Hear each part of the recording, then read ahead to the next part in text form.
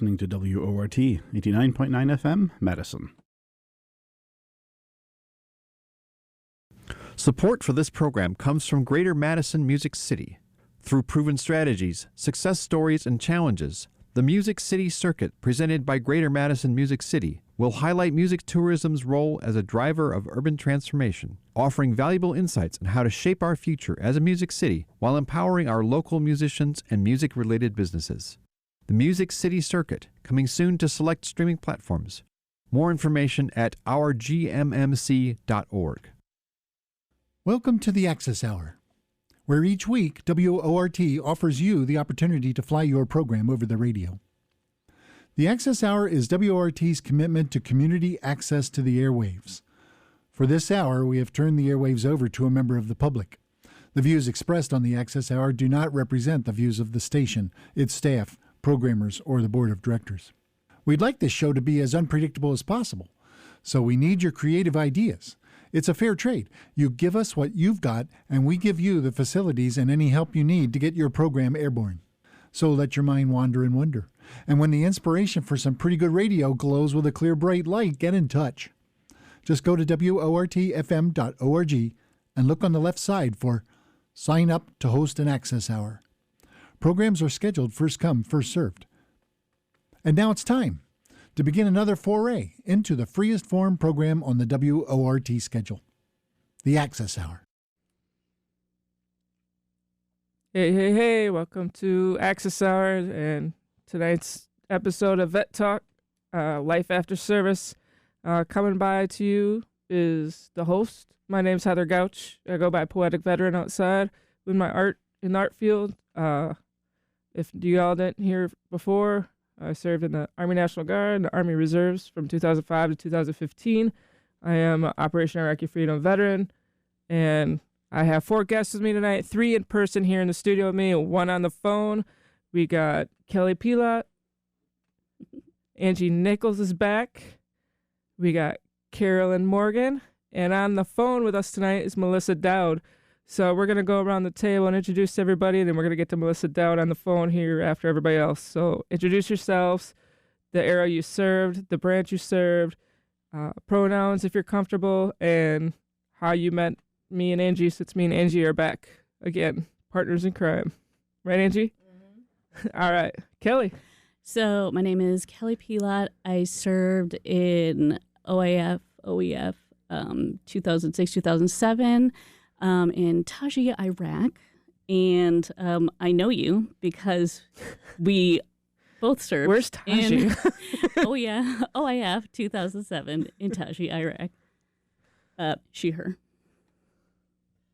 I'm Angie Nichols, president of the Wayne D. Horner Memorial Stand Down Madison.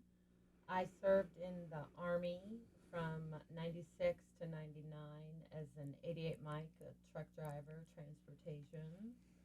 And Heather and I met a couple of years ago at Stand Down and have been working and doing stuff together since.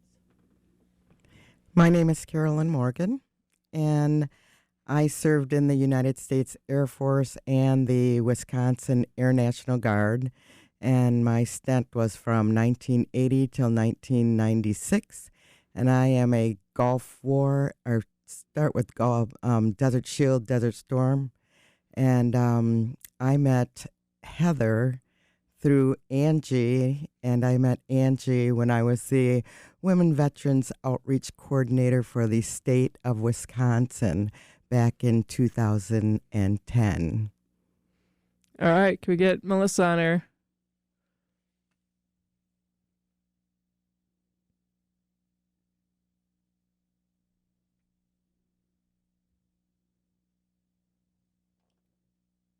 Hey. Can you hear me okay? Sorry, yeah, we can hear you now. Hey, Melissa. Sorry. How are you doing? Really talking. My name is Melissa Doud. I am a Lac du Flambeau Band of Lake Superior Chippewa Indians tribal member. I am a 20-year Army veteran, served around the world. Pronouns are she, her. I, like I said, been served around the world, and I am an Iraq veteran. And I met Heather at the women's retreat this past couple of summers, and we didn't realize that we were in the same unit and knew a lot of the same people. I don't think we served over there together, but we've become pretty good friends since then, and I'm happy to be here. Hey, you say hi to Chuck lately? I have not seen or heard from him. He's kind of ghostly, but we'll find him. Yeah, it's crazy how small world the Guard is. You know, you come across people who've been in the same unit with you, but you have not necessarily served with directly. Right. And we have a lot of mutual friends and acquaintances that we served together with. And she worked at the Wisconsin Military Academy right before I ended up working at the Wisconsin Military Academy in 2009. So, small world. Yeah. We have a lot of colleagues that we used to work together with that are mutual friends of ours. So, small world. And thank you for being a part of this podcast, Melissa, and coming on the show. Yeah, absolutely. So, tonight's episode topic, we're going to be talking about, reflect on what we did after our service, after we took off our uniform. Did we stop representing? Did we not? What are we doing in our communities to keep representing that, protect and serve, and that reputation of community service? So let's wrap it back around. If Melissa wants to start this conversation off yourself, give us a little insight about what you do in your community and educate our viewers and some of the guests that we have tonight about the amazing work that you do up north. Sure. So I currently work for the Wisconsin Department of Veteran Affairs as the Tribal Veteran Liaison. So I work with, so we have our county veteran service officers as well as our tribal veteran service officers. They're kind of one and the same. They do the same types of work with filing claims and providing resources to veterans in the surrounding areas. And so we have a theme that we call 83 Strong with the 72 counties and 11 tribes in Wisconsin. So I coordinate with all 11 tribal veteran service officers to help them provide resources to them, having veteran fairs, having DVA or Wisconsin Department of Veterans come to our quarterly meetings and provide different types of training. So it's been like 3 years, and I will give credit to DVA with Secretary Bond, who made it really a mission and was very, very sincere about going around to visit every single county and every single tribe. And in my first year, we made that happen. I don't know that another secretary had done that in the past, but he's a real mover and shaker. And so we had visited all 11 tribes in the first year, and he was so impressed with that. Didn't really know a whole lot about tribes, and so in the second tour, we were able to take a deeper dive into the cultures and histories and languages of all the tribes. So I do a lot of networking, coordinating, speaking, and different types of those things. And so I'm very, very active in our community as well. I serve on our Lac du Flambeau School Board, and any types of veteran activities that happen in the area, I try to be part of that. So that's a little bit about me. All right. Carolyn? I'm old. I said Desert Shield, Desert Storm. I'm retired now. So I did a lot of my work with veterans a long time ago. So I worked with the WDVA back early, and I was a Women Veterans Outreach Coordinator. The Women Veterans license plate, Gundie, Gundel Metz, she's the one that started that endeavor, and I finished it. So I rolled it out. She did all the paperwork. She did the heavy lifting, and I rolled it out. So that was something that I am really proud of, along with Gundie. Also the retreats that we used to do. They were fun. They were a lot of fun. Meeting a lot of people. That's how I met Angie, was at one of our retreats. A lot of fun. Also, another thing that I did, I was the commander of the VFW 8483 for a little while there. That was interesting. That was fun to build that up and make it a solid post. It was really nice. Also, another thing was United Women Veterans, working with Elizabeth Benn and Cheryl Adams, working with them with United Women Veterans. And Angie did that for a while as well. Just other things. I had a dream. I had a dream at one time. I wanted to own an RV and drive around the country and help women veterans file for their compensation and learn about their benefits. And I made one run, and it was fun, and that was it. I got sick, so I had to look at a different direction. So right now I'm retired. I'm enjoying my grandchildren, and whenever Angie needs help, I'll help her out. You do a little something at your home for some of us veterans from time to time. Was it the grill out? What holiday was that? 4th of July? Yeah. I like to have parties at my house on the lake, and I invite veterans over, sure. You don't have to tell everybody that. Oh, too late. Yeah, like the reality is not everybody knows about the resources that's available to us, especially as women veterans. So it's very essential for all of us to be able to go out and educate our comrades and people we serve with or not even serve with. The community, the networking is very essential. And even the women's retreat. You met Angie at one. I met Melissa at one last summer, during my birthday weekend myself. So, having these networks, having these connections, having, veterans who serve different perspectives and different, identities. It's very essential to tell these stories, to have these conversations so that we can come together and be able to form that bond and move that forward to make, the community whole again. So, right. I appreciate everybody coming on and doing this conversation and being involved in the communities with us. With that being said, we're going to go move on to my partner in crime over there for Stand Down Madison, the leader of the pack, so to speak. And if people don't know her yet, she'll know her now. Angie Nichols, you want to reintroduce yourself again? Thank you, Heather. So I'm Angie Nichols. I'm the president of Stand Down Madison, and I, unlike everyone here, never deployed.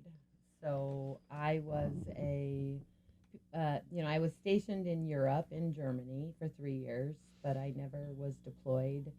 With the unit that I was with, just never deployed. And so for me, when I got out, I was kind of lost. I didn't know exactly where my place was. I didn't feel like a true veteran. I didn't feel like I had done anything, that I had seen anything. And so it took me a long time to find my spot. I started with United Women Veterans.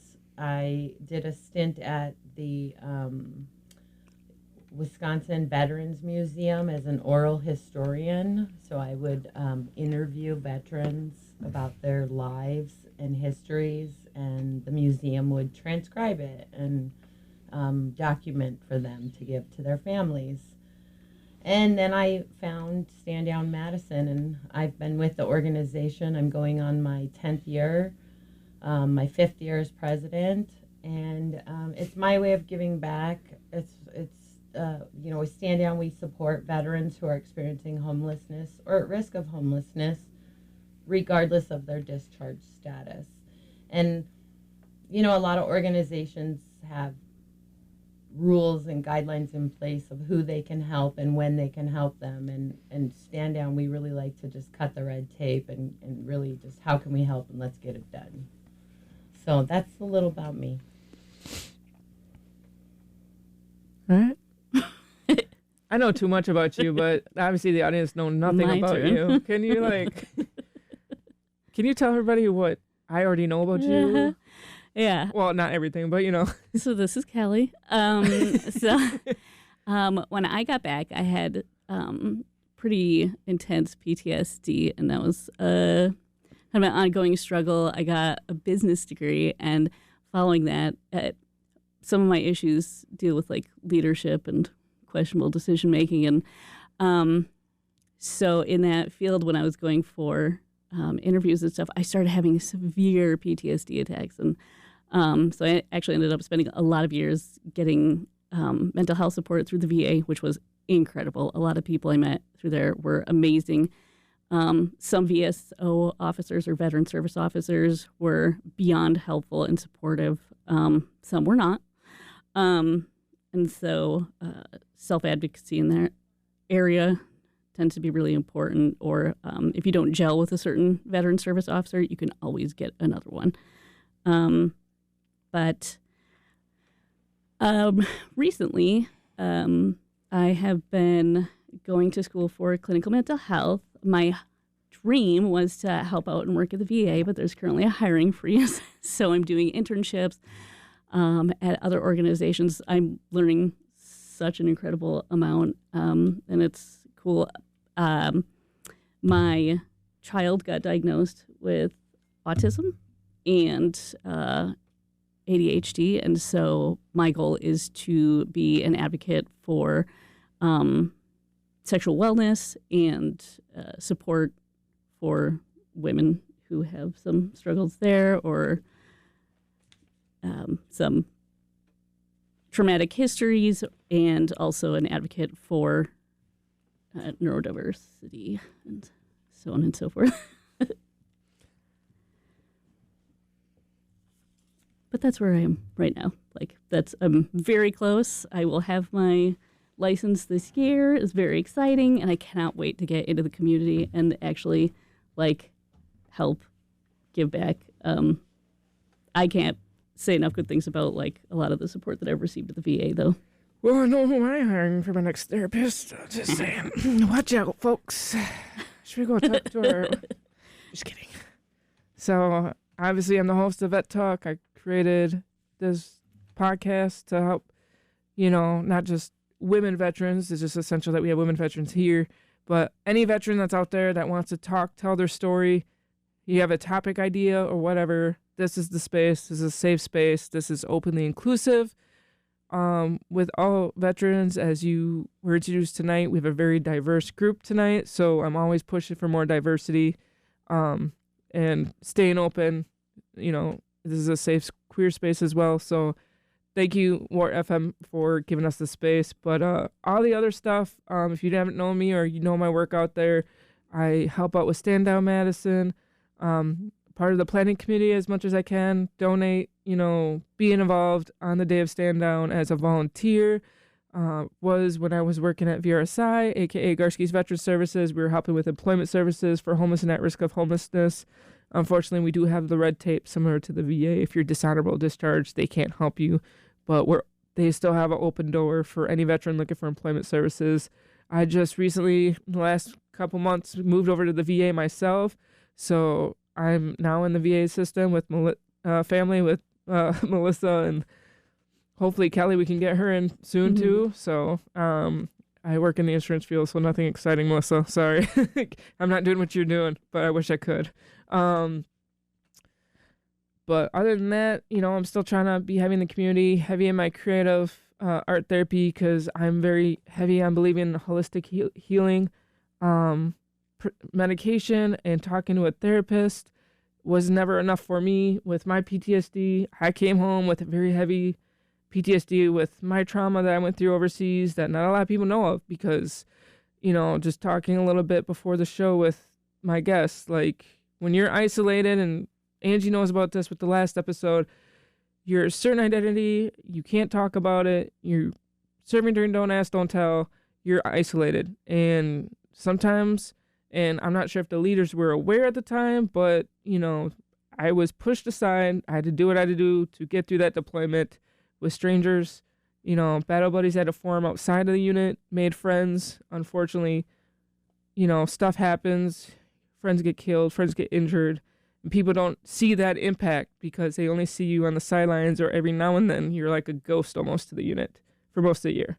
And Kelly can actually vouch for that because she was there. She witnessed, you know, a lot of the stuff she's the one I actually talked to the most and bonded with the most while we were over there. Like, it was us against the world, it felt like some days. I was rehearsing for the future. Survival of the fittest. We might as well go on the reality show, right? Uh-huh.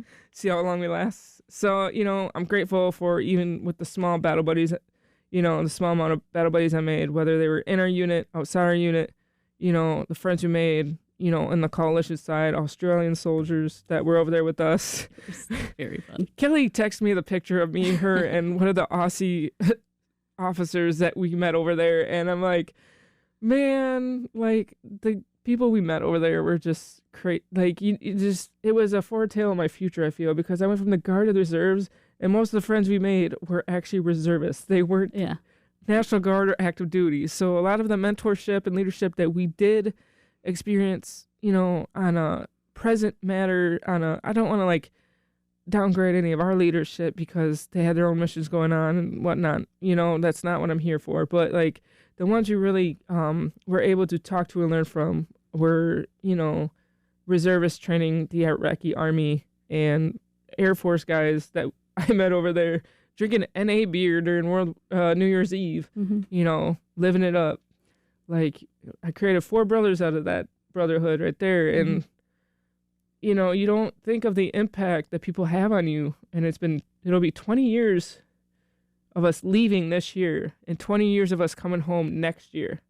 Wow. For our deployment alone. So when you guys look back at your service and you look at now, like, do you wish things would change, or do you feel, and this goes to Melissa too, do you feel things could have been different with how things happen, or are you now to the point of healing where it was meant to be? Like, we're here for a purpose. I mean, based on our community work and our dreams and the dreams we're attaining and the goals that we're accomplishing, like, do you wish anything could have changed back then? Are you asking, was it all worth it? I guess I could have just dumbed it down for myself and just asked that. Yeah, I'm not saying. Yeah, it's kind of hard to answer, I guess. It's a heavy loaded question, isn't it? Yeah, very, like, whoa. Sorry. Yeah. I'm just making sure you're still awake on the line. It kind of just gives you a chance to kind of think. Do I wish some things could have been different?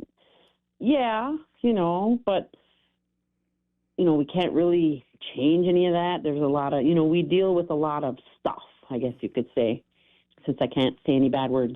We have the whole list. We're reading the list of words we can't say. We can't help but giggle. I think that overall, I think I was very, very fortunate, for lack of a better word, to be in the unit I was in. You know, luckily we didn't lose anybody. We lost some people when they went to Afghanistan. You know, a guy that I knew. But overall, I think that for me personally, I think just having a strong rooted family and system and support from that side, that kind of helped. The marriage portion that's a totally separate thing. So I'm talking family as in my mother and uncle and sisters, that type of support. I didn't necessarily have it from the spouse side. That was a whole nother story. But I do wish that they're not necessarily for me, but on the home front, you know, and after the guys that I went to Iraq with went to Afghanistan, learning a lot of like that military one source, or even just resources for the families that are left back. Maybe some things would have been different for me had some of those resources been in place. That might have changed things for me, just having a stronger support system for families. And I know there's probably a lot of that out there. But like, if you were to ask me, I really don't know. I don't know what it is. I know that it exists, but I think there could be a little bit better outreach in that regard. Yeah. But so, like I said, I was fortunate, and I'm lucky that I was very, very I'm strong, I guess. Yep. You know, I'm a pretty tough woman. Yeah. Been through a lot, and we feel that. Hey, Melissa. Yeah. We're gonna take a break. There's a pledge time, Okay. so this is a pledge show. So we're gonna take a break, take a pause there, and give a breather for We're FM. So we'll be right back. Good. And you're listening to WRT 89.9 FM. This is the WRT Winter Pledge Drive. So if you're enjoying the Access Hour tonight, you can call and pledge your donation at 608-256-2001. Ken is out there waiting to take your call. Or if you're feeling a little antisocial, you can pledge online at WRTFM.org. You can click on the big orange banner at the top of the page. And WRT is so lucky to be able to bring you unique programming like the Access Hour that you're hearing tonight, with these community stories and just stories that you don't hear that often on mainstream media. And Emmett, what do you think about how independent WRT is? Well, I think it's a wonderful thing. You know, there's reports in the news every day. The recent one, or fairly recently, is Paramount buying CBS, and so you have this wealthy family that's controlling the media, and next they're trying to buy. I think it was CNN is one of them. Another Discovery Channel, Warner Brothers. And, you know, thankfully we have independents like WRT to give us a fair, honest version of the news. Definitely. Yeah. If you were listening earlier, the WRT local news has won actually many awards over the years. Our news team has free hands-on one-on-one training for our reporters, producers, news readers, even the engineers for the news. And that's something that you're not going to find anywhere else, especially in Madison and perhaps in most of the state of Wisconsin, if not the Midwest. WRT is a completely independent community radio station. Everything you hear is by community members for community members. And that's why you're hearing local stories like this tonight about women who have served in the military. And if you want to support more stories like this, more our independent radio station, then I suggest calling 608-256-2001 or donating online at WRTFM.org. But that's enough from us. I would love to come back at the next break with some of your names and be able to thank you on the air. But for now, how about we get back to the Access Hour? Thank you. Thank you so much. Thank you so much for that. Yeah, so let's get back to the conversation because more of these veterans want to talk. We'll move it on. Thank you, Melissa, for sharing your peace of mind. I'm always a safe space for you to keep talking your story and sharing your worth. So you are very essential in my life. Just want to give you a shout out for that. And I keep telling you when we bump into each other at these women retreats, hey, what's up? You better be there. And you're always there. So I appreciate that with you and the connection we made so far since we've met. So, Carolyn, how are you doing? I heard you got something to say. How you doing? I'm gonna tell you, when the Desert Shield came around, they were not prepared. We were not prepared. Got that phone call late at night watching TV when Saddam Hussein had invaded Kuwait. Phone call, Morgan, pack your bag, A-bag, better not have rocks in it. Report to the flight line.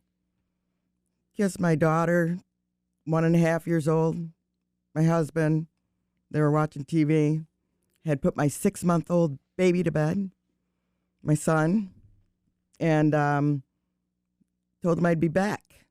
See you guys in the morning. 8.5 months later, I saw them. 8.5 months later. So I worked for the Wisconsin National Guard as a family assistance center liaison. And I loved how prepared they were, how much time they got before they shipped out, how much notice they got. And then I loved all the things the families got. when we were out in the sand, we had payphones, and with a shortwave radio, you could listen to anybody's phone call. So everybody knew the gossip. Letters took forever. Heck, we didn't even have feminine products out there. We had to wait for them to come in the mail. So we were not prepared at all. Couldn't make phone calls that often. We didn't have computers. We didn't have anything. I was going to say, they didn't have PXs like we did. Nope. That's something I'm grateful for. But we had a Pizza Hut and a Hardee's, I think. Square Shack. Yeah. We had that stuff. And best thing of all, we got 3 beers a night. Real beers. Okay, we weren't allowed to drink. We had NA beer. That's a convenient. Hey, we got 3 beers a night. Geneva Convention changed by the time we got over there. Well, it was probably our fault. I'm glad we ruined it for you guys. That explains a lot, honestly. I was going to say, we could blame all the Gulf War vets for Wisconsin National Guard drying up, too. Which general was that when we first got in? Drink Wisconsinably. Right. Drink Wisconsinably. No, I just wanted, when you had asked the question before the break about was it all worth it, you two have touched on PTSD. And it took me many years to get that diagnosis from the VA and to come to terms with the fact that as a peacetime veteran, you can still get PTSD at just your duty station, just having things that go wrong or that happen or events that go horribly wrong. I will never dismiss anyone from peacetime when they go through shit on base because, my bad, stuff on base. So, there's no bleep. Yeah. So, yeah. I guess I think maybe my perspective here, being a non-deployed peacetime veteran with the diagnosis that seems to be, you must have served, you must have seen some stuff to get that. And so coming to terms with it and where my work now with the community is my way to give back for I guess all the resources that I've received. Mental health at the VA hospital. If you're a veteran out there in mental health need, I don't care what your rating is or your diagnosis or whatever, call the VA. They have an open door policy that it doesn't matter what your rating is, what your disability, nothing. They will see you for mental health at the VA. So, and it's really, the services are there. They just need to be accessed. Mm-hmm. So, I love you. Thanks. I love you too. Coming back, had experienced MST, and so there was some pretty severe PTSD. And when you first are going to get services, they're like, well, there's a different bunch of medications one could try. And it was a real process finding ones that would work. And so, right in those early stages, somebody maybe was self-medicating with alcohol on top of having to go through the difference. I'm not going to mention any names, but I do know her. But I was also... I plead the fifth. But it was... so going through these different medications, some were making me hallucinate. Some were making me, want to unalive myself, which is not a thing I'd experienced before it was medication induced. But at the same time of, kind of going through some destructive behavior because of my mental health, I also ended up pregnant. And it's the greatest thing that ever happened to me in my entire life. And realistically, without these traumatic events, I wouldn't have been in that frame of mind. I wouldn't have done the things I did that resulted in me getting literally the most beautiful and extraordinary part of my life and the rest of my life. So it was like, I wouldn't change any of it. And I carry it today too. So I'm still, I was part of a VA study for, not complex PTSD, but like persistent PTSD. Because I've tried all of the other stuff, and it was great. Would highly recommend it. They still have it in Minnesota. It's where I think it's like a vagus nerve block. So, personally love it and would recommend if you can getting in on that study. But it doesn't matter. It doesn't matter how much like mental health care I have to go through, and it doesn't matter how many like physical struggles that I have also from our time overseas. I'd do it again in a heartbeat if it means getting my baby. Yeah, I didn't finish my thought, but everything I went through has brought me where I am today, and I can't imagine being anywhere else than right here. Mm-hmm. And your sentiment exactly about your future, like where you were, your past brought you to your future. That's how I feel too. Yeah. But how can you say that you regret anything that you've done or anything in your past to get you here, when you look back and you're like, oh my goodness, what was I doing at that time in my life? What was I doing? What was going through my head? And I know that was because of my mental health. Mm-hmm. From I wasn't getting the help I needed, and I was self-medicating on top of what the VA was giving me also. Mm-hmm. And it seemed easier that way, but I neglected a lot of things as well. And I believe that it's different when a mother leaves little children than when a father leaves little children. Definitely. Because when I came back, my son had no idea who I was. He had no idea. And my daughter was so mad at me, she wouldn't even talk to me for a while. She was very mad at me. She was very angry at me. Yeah, I feel that. I can't vouch for parents. Obviously, I was actually technically someone's child that left for war. In my perspective, on top of that, there's a lot of debate about my choices in life. I'm enlisting in the military when it comes to my family. So, going through that, we got back in 2007. I went 4 years self-medicating. 2 of those years was before I was diagnosed from the VA. Luckily, the second tour I was supposed to go on 2 tours, and not a lot of people understand or are aware of this, but 32nd Brigade was supposed to go in 2009 back to Iraq.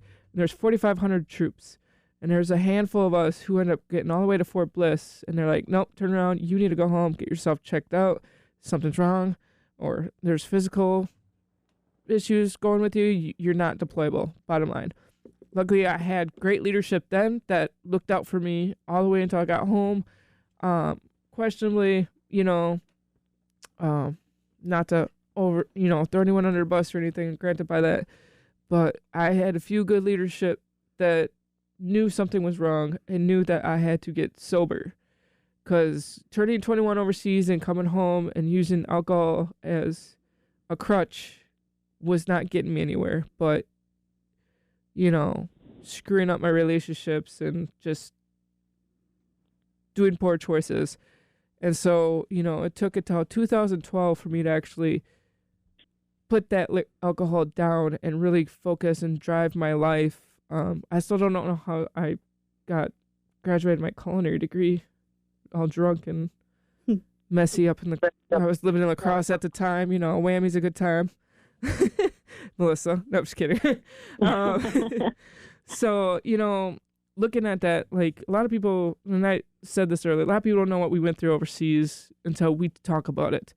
I had connections on social media. It was the MySpace era when I was isolated, I went to online to meet friends, online, not realizing I made connections, with people back home, with other service members who were, LGBT who couldn't be out. We had our own safe coven on MySpace at the time. And, I had letters written to me. Lucky, what's his name? Who was the mailman in our unit? Do you remember the name? God, I don't remember. Absolutely not. It was with 1157, not 58. Okay. And anyway, long story short, luckily I had letters, even with my old nickname on there, Mitchie, but nobody, only one person tried to turn me into our platoon sergeant. For Don't Ask, Don't Tell? For Don't Ask, Don't Tell, and I'm the one that got the council statement. How did that work? I guess Don't Tell doesn't go with Don't Ask, I guess. I don't know. But, that happens, and then having a really close friend of mine that would come visit me at the DFAC when we did DFAC guard, end up getting killed 2 days before my 21st birthday. People don't realize the impact that happens on you when they were a safe space for you as well, being able to be yourself and, kind of, I guess, slide the guidelines a little bit, back then, they needed bodies, they needed numbers, they didn't care what you did outside of uniform, as long as you did the work while you were overseas. We had people in our unit get injured. We had a guy in our convoy platoon lose his leg. Their Humvee got hit by IED. Someone got majorly concussed, had to get sent home. The other one lost his leg. We never saw him again, really. I think he's out west now, though. I was like, he's fine. But the impact, a lot of people assume because, they don't see you or they don't witness what you do over there that you don't care. And that's not true. I still have a lot of empathy. I'm not here to talk about who has it worse or who had it better in their service. We all have gone through stuff alone. We have gone through stuff even together, working together in the community still today. And, there's certain things I wish I knew then that I knew now. I would have done things different. I may have gotten a little more trouble protecting certain people if I found out then what I found out later. But, it's all in such a protect and serve and, brotherhood and sisterhood and what you do for people, your loved ones and your battle buddies, and make sure they come home in one piece mentally and physically. But when you don't have that kind of control, you do feel helpless. You do build that survivor's guilt. And it took at least 2 years for the VA to get me started on the right track. And it took 2 to 3 more years for me to actually sober up with some clarity, thanks to a few mentors outside of my direct life. One of them I got to meet down the road later after I got out of the military up in, Canada. But, I wouldn't have been able to have the opportunities I had. All right, thank you. Basically, or have the courage I have today without the life that my road led me down. So, with that being said, let's take another break and we'll be back. Thank you. And you're listening to the Access Hour during the WRT Winter Pledge Drive. If you are enjoying what you're hearing now or love any show on WRT, the number to call is 608-256-2001. Ken is out there in the lobby waiting to take your call, or you can pledge online at WRTFM.org. But for right now, we got a couple of pledges that we need to thank. So we've got a very generous donation from Don. Don's favorite shows are The Access Hour. He loves the Insurgent Radio Kiosk and Mad City Classics. Don is also going to get the Crashing the Ether poster. And next we have Cindy, who made another generous donation. Her favorite shows are The Access Hour, Mel and Floyd, and Green Morning Radio. And she said, you know what? I don't want a thank you gift. You guys keep it. I'm just happy to listen to the radio. Thank you so much, Don and Cindy. And let's see. Hey, Emmett, how much do you think it costs to put on an hour of radio here? Well, I've heard some numbers, but just to make the math easy, let's say it costs $100 an hour to produce an hour of WRT. Okay, $100. And, so in a 24-hour day, that's $2,400. I can do that math. And over a month, that'd be $72,000 to keep Ward going for a month. And, we lost a Corporation for Public Broadcasting grant last year. That was $113,000 that we've had to make up. Yeah, and really, that sounds like a lot of money for a month of putting on radio. In the grand scheme of things, that really isn't too much when you think about other corporate radio stations. We are very lucky to be volunteer powered here at WORT. And really, if it's $100 to put on an hour of radio here, you could pledge right now. You could pledge $100. Access hours paid for. All set for the week there. Totally covered. And we actually have quite a few things at the $100 level here. Let's see, I mentioned the Crashing the Ether poster. We have another poster by Dan Slick. We've also got the skull baseball cap. Those skulls glow in the dark. We have the Linda Berry WRT tote. And, of course, the groovy orange pocket radio. Again, that number to call is 608-256-2001, or you can pledge online at wrtfm.org. But we've got a great access hour going on here, so let's head back over to it. All right. Thank you for that. Rooting for you guys. Thank you for giving us the time and day for the pledge show. We do appreciate you guys giving us a safe space as always. Does anybody have anything else they want to share post-service or anything? I think that we need to make sure that our minority veterans and female veterans get the information that they need. I believe that they are the two groups that lag the most of not getting the information. And I think that's by design and has always been by design, because Agreed. It's something that is important to me and a lot of other veterans that I know. And I know that when we've dug into it and tried to go that route, we've always been steered the other way. It's not like we haven't been actually told it's not important. We've just been kind of brushed off. Yeah. And those are two groups that I think are left behind. I have found, even with regards to the VA, I make it a point to request a female practitioners because they tend to be more invested. Oh, you request what? Female practitioners and providers. So do I. Same with VSO. Yeah. So I find I get a lot more traction that way. Mm-hmm. Well, we used to have our own mental health clinic day over in Building 22. No longer have that. They have don't they have the women's clinic up on the third floor? They had a women's clinic on the third floor. Men still sit in there, and every time I go in, I make sure that somebody says, "Hello, sir, you cannot sit in here. It's the women's clinic." And the men get upset. The one with no sign postage? Yes, the one with no sign posted. Yeah. So it's a gamble whether or not you're going to find it the first time? Yes. Mm-hmm. So, I mean, that, and I think what happened was COVID took a lot of that away. And so it's not important anymore. Before COVID, they were really trying to accommodate women veterans. And I think now that they're cutting back on everything, the first thing to go is anything for women veterans. You know, but at least when I go to the VA now, I'm not asked, "Hey, where's your dad? Where's your husband?" Your husband. Or when I walked into... Thank your husband for his service. I know. I don't think so. When I walked into the perk, it had to have been last year sometime, and I wanted to have somebody help me get into my Healthy Vet. And so the guy at the desk, I said, "Yes, I'd like to help getting into my Healthy Vet." And he goes, "Is it for you?" And I said, "Yes, I'm the veteran."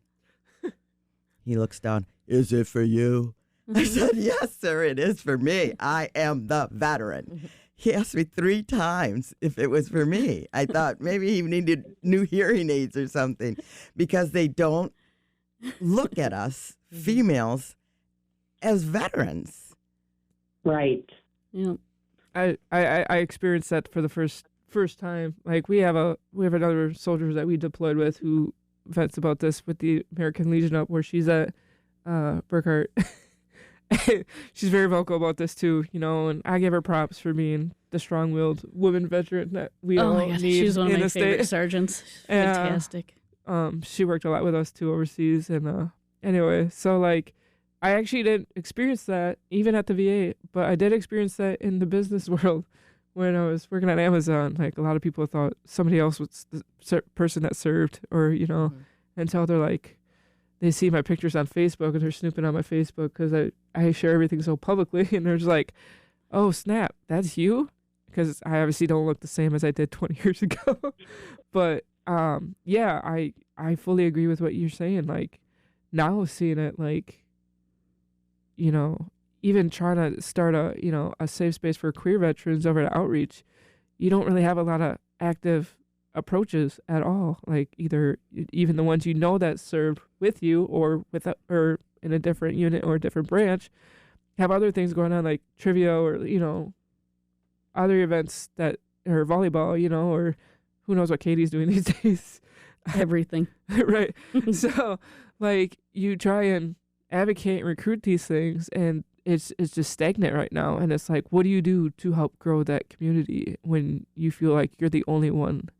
I'm not saying the only one that cares or empathizes with your own community, but like, how do you move forward and build that community from the ground up when there's nobody else showing up? You know what I mean? Like, how do you make the community better? I mean, do you guys have any advice? Melissa, I know you are working your butt off in your community right now.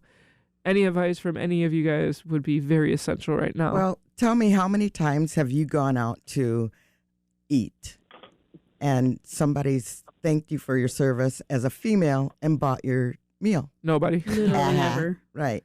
But I see it happen to men all the time because they wear the military garb. They wear their hats. They wear their jackets. They want everybody to see that. But women don't do that. So I see it when women do that. They're asking where the husband's at. And it's a very, very, very assumptive, approach to the women who are wearing that garb. And that's why I don't really bother wearing that garb personally anymore, because I do every now and then, but like for me it's not worth it to be out and because for me, when I do wear the garb, I'm unapproachable. Like people don't want to come up to me because they don't know what to expect of me. Even when I'm vocal about being a veteran, like I get in so much debates with people who have no comprehension of what a veteran is or what a military member does for our we don't just go out, like, yeah, we're trained, unfortunately, but worst case scenario, just to keep it, G or PG, respect the, our rules here at the podcast. But like when people extort it to like, oh, you must have, killed somebody over there, like those questions, like it's just, those conversations aren't worth it anymore. It's like, stop making these assumptions about us. Like we're human beings trying to get back in the community. Please help us. Yeah. Like some of us need that support because we don't get that support at home. Like we don't have relationships that we can go home to. We don't have kids we can go home for that support. So it's essential for us to connect with each other and feel whole again. Because I could tell you from my personal experience, I still struggle with relationships. I still struggle with connection myself as a veteran. And it sucks. We all do, I think. I mean, I'll attest to that. I can tell you that I know we're running out of time, so I don't know I want to start a whole new subject, but I'm estranged from a child, for whatever reason. But relationships in general are hard, I think, for veterans. And I think veterans typically see a lot more estrangement with family, whether it be adult family or children family. The isolation, the going inwards, the not knowing what to say or what to do or how to connect with people. That's something I think that as veterans, whether we're male or female, we all struggle with. And so that isolation and going, like you said, unalive yourself, having those thoughts and feelings, you have to reach out. You have to seek help. You have to self-advocate for yourself. I think one of the things that I noticed you had written on a question sheet is like, what's one thing you would tell civilians? It was like, yes, ask questions. Because I was thinking, like, ask questions, but then you bring up that question: how many people have you? Yeah. I was like, wow, Did you kill? that's terrible. That's like, we're not a novelty store like item to Dance Monkey, like. Like, Just kindly say, ask me a different question. Yeah. Well, I would say I can't believe you're comfortable asking me such an inappropriate question. Yeah. I mean, like the gall for civilians. Put the to movies say down, that. people. Well, but if you're not wearing scars on the outside, if you're not showing damage, like you are very much Or treated, tattoos. like, get over. Like the amount of times from family members that I've heard, like, Get over it. get over it, or you're being dramatic, or like, oh, okay, well, thanks, that's better. It was like, don't assume that you understand at all. Or, having individuals try to compare PTSD, like, well, I had a hard day at work and that stressed me. I was like, that's not quite what PTSD is. And don't treat your child who's a veteran, by chance you have a kid that's a veteran, don't treat them like kids, because that will backfire. That will certainly backfire, especially when they're making adult decisions in life to better themselves. Do not let them have a breather or two if they're not risking, or if they're not showing symptoms of any self-harm or harm to others. Let them grow. Let them walk their path. Give them space. Let them go where they need to go to find that peace on a healthy level in their mindset. And just let them breathe. Let them have the friends they have. Well, that's what I was going to say. Ask questions and be curious. Like, accept their answers. Like, don't tell them what their answers are. Like listen to their answers. Mm-hmm. Yeah, I was going to say also. We're about to wrap up. So if we want final comments, final questions, final hearsay, say it now. My final thought would I just want to say. Go ahead. You go. Okay. I just want to say this has been really wonderful. I think that even if we weren't on the radio, a continuous group of folks just talking online, whether it be via Teams, a podcast like this, just trying to get creative in some of those ways we can kind of gather together. It's been kind of nice. We're going to set a meeting up with you, Melissa. Haven't done this in a long time, so it's nice to meet everybody and just share those stories. And I support you, and in any way that I can help you, let me know, because then I can work my little magic in my networks and find some resources, and again, get creative in how we can help one another. Because I mean, we're here. We're not gone. We are not invisible. I'm going to reach out to one of my battle buddies tonight, and I hope some of you will also reach out and do a buddy check tonight well. Yeah. Buddy check. Yep. You asked for an idea, Heather, about what Kelly people can kiss might my do. butt. That's my buddy. I'm just kidding. I'm making an inappropriate gesture, but it's fine because you can't hear it.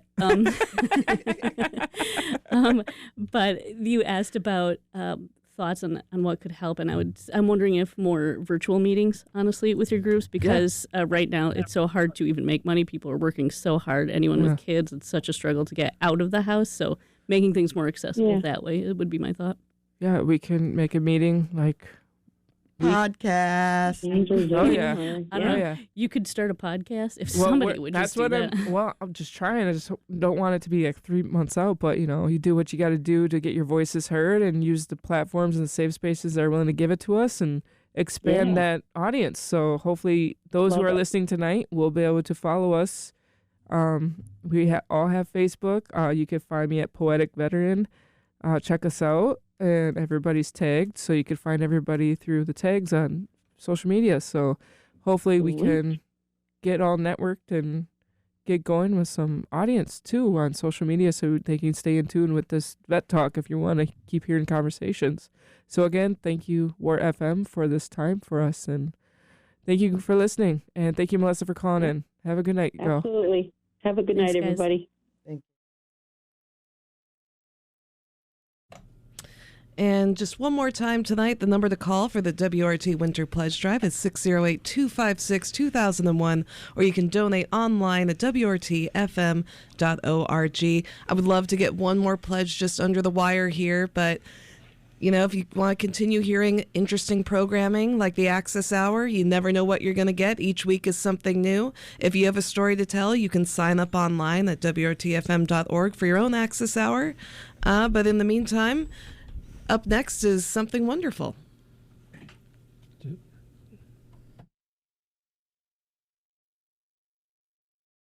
You've been listening to the Access Hour. The views expressed on the Access Hour do not necessarily represent those of the station's board of directors, staff, or programmers. Please remember that this show relies on your ideas. You can submit your idea by clicking on Sign Up to Host an Access Hour in the WORT website. The Access Hour is anything you want it to be. You've been listening to WORT, Back Porch Broadcasting, Madison.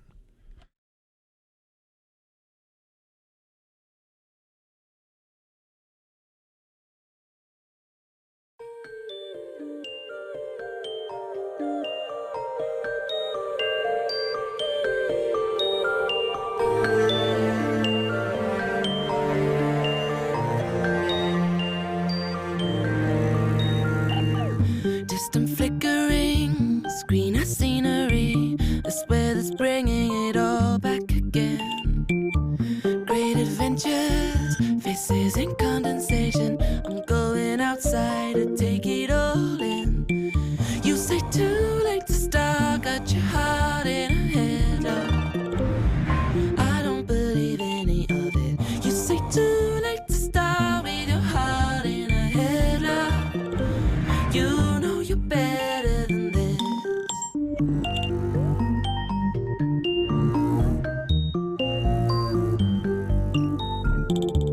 Wear a different pair, do something out of step. Throw a stranger an unexpected smile. With big intention, still posted at your station. Always on about the